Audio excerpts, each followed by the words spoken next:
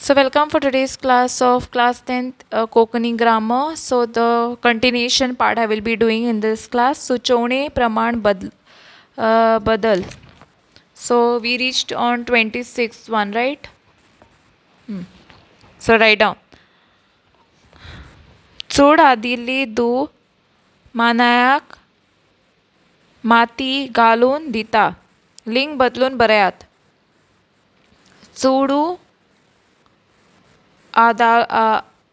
adlo adli means adlo do la put you all have to make. If it is a daughter, you all have to make it son. Do is a daughter, put is a son. Okay, chudu adlo put kamryak mati galun dita.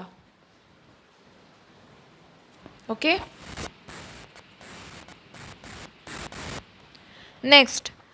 See, my reading won't be a proper that way also, like perfect Konkani, but you all can just go to this grammar part at least, okay? राती हांवूच पांट्यार गेल्लो. वचून बदलून बऱ्यात. राती आमीच पांट्यार गेले. नेक्स्ट इज आमी खंयच पयस वतना तुज्या दोळ्यांत दुकां येतात. अवय वापरून दोन विधानां करात. See, here one statement is given, you all have to make two statements. आमी युय पयस वतात तेन्ना तुज्या दोळ्यांत दुकां येता. अवय वापरून दोन विधानां करात. Okay, next 29 you all see. करता कुरू कुर्साचे मर्ग हातांत. उतरांनी योग्य मांडणी करून वाक्य परतून बऱ्यात. You have to make a proper statement. If it's not given properly, you'll have to make it proper. हातांत मर्गी हातांत कुर्साची कुरू करता. चल जालो हांव बापूय. लिंग बदलून बऱ्यात. चल जाली हांव आवय. नेक्स्ट 31. ते राती हांव 2 वरांचेर न्हिदलो. वाक्य शुद्ध करून बऱ्यात. ते राती हांव 2 वरांचेर न्हिदलें. थंय नवे पयशाचेर येवून रावलो. वचून बदलून बऱ्यात. थंय नवे पयशांकार येवून रावले. नेक्स्ट. आमकां थंय म्हारग लागतालें. अर्थ बदलनासतना न्हयकारी करात. आमकां थंय सवाय लागीनाशिल्लें. नेक्स्ट. बेगीन वचून नरकीक हाड. अव्यय वापरून दोन विधानां करात. बेगीन वच आनी नरकीक हाड. नेक्स्ट. दर एका जाग्यार आपलें खाशेलेपण आसा.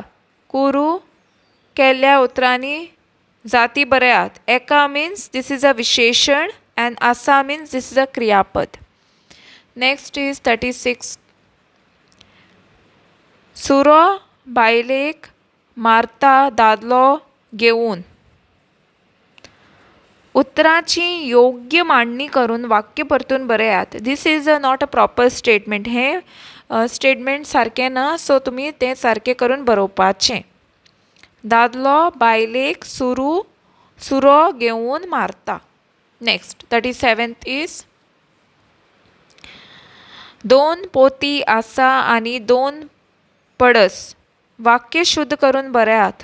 2 पोत्यो आसात आनी 2 पणस. नेक्स्ट. आतां तूं कुकुल्लें बाय ना. लिंग बदलून बऱ्यात. आतां तूं कुकुल्लो बाब ना. नेक्स्ट. जाणटेलो बाबडो अजापीत जाता. लिंग बदलून बऱ्यात. जाणटेली बाबडी अजापीत आसा. नेक्स्ट. युरोपांत रावून झगडप शक्य नासलें. अर्थ बदलनासतना न्हयकारी करात. युरोपांत रावून झगडपा शक्य आसलें. नेक्स्ट 41. आपल्या सुखाची पर्वा ताणें केन्नाच केली ना. कुरू केल्या उतरांनी जाती बऱ्यात. सूख नाम आनी ताणें हें सर्वनाम. रोट उखलून पोवलेर दवरलें. अवय वापरून दोन विधानां करात. रोट उखलें आनी पोल्यार दवरलें. नेक्स्ट. हो संवसार म्हणल्यार कर्तव्याची शाळा. वाक्य शुद्ध करून बरयात. हो संवसार म्हणल्यार कर्तव्याची शाळा. नेक्स्ट लेट अस सी. जाणटेलो बाबडो अजापीत जावन ताचे कडेन पळयत रावलें. लिंग बदलून बरयात. जाणटेली बाबडी अजापीत जावन तिचे कडेन पळयत रावली.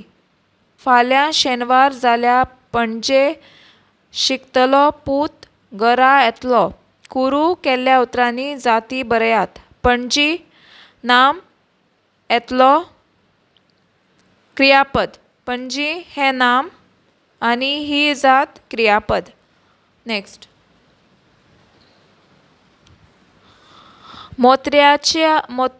मोत्र्याचो नवो उतार पळोवन लोकांक अजाप जालो. अव्वय वापरून दोन विधानां करात.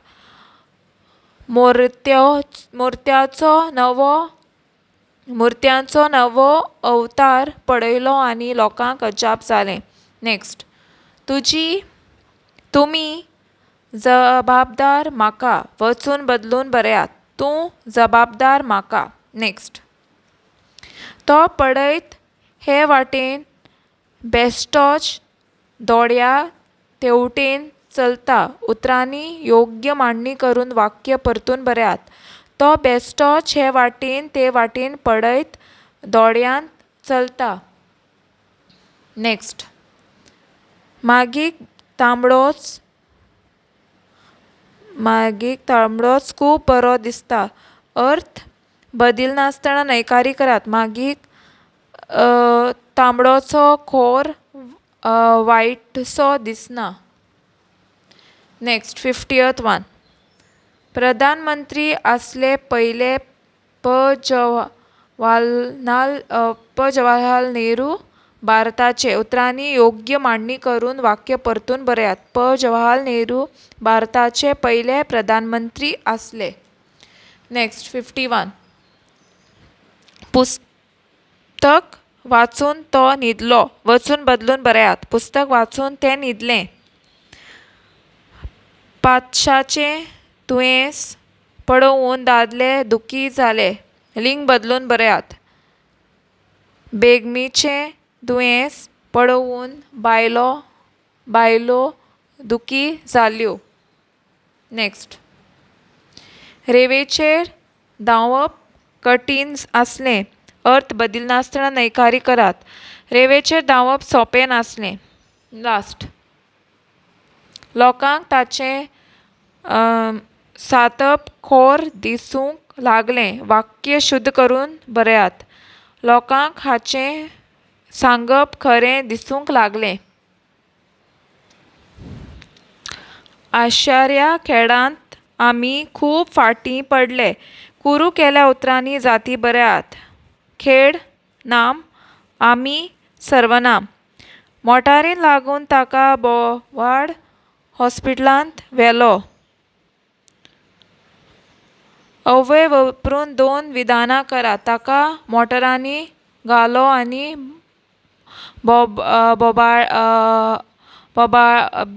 बोबाडे हॉस्पिटलांत व्हेलो. बांबोळे. ओके. जाणटेलो बाबडो आयकतर उरलो. लिंग बदलून बरयात. जाणटेली बाबडी आयकतेर उरली. ती सवकास चलता. भविश्य काळांत बरयात. ती सवकास चलतली. So today I'll wind up here only. Next I'll continue with the next part. Okay, thanks for watching.